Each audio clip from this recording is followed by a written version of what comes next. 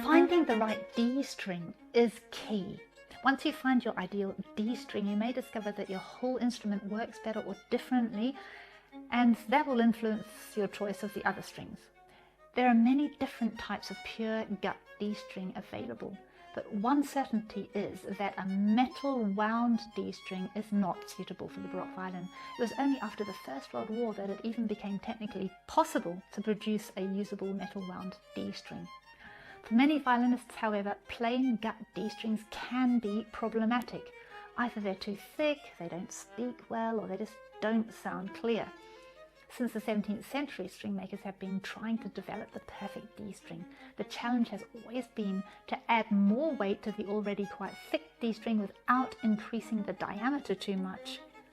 One of the more successful innovations dating from the 17th century, but which has been recently rediscovered, is the so-called gimped D string, which I found works quite well on my instrument.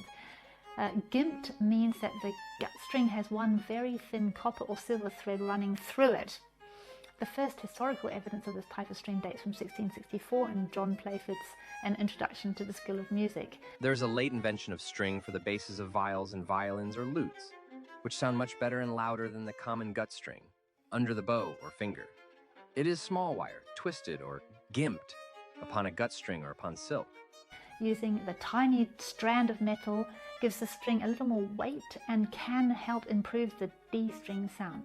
Generally speaking, copper will produce a brighter sound and silver, a heavier metal, a darker sound.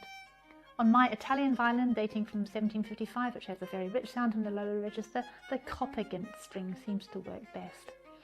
As far as I know, there are two major producers of gimped D strings, Gamut in America and Kirschner in Germany, who use the term Luxline for their gimped strings. I normally order from Kirschner, size 1.2 millimeters, but again, every instrument is different. A gimped D string may not work well for you on your particular instrument, so do experiment with pure gut too. There are many varieties of pure gut strings to choose from, and I'll be introducing and trying some of those in my upcoming videos. See you there.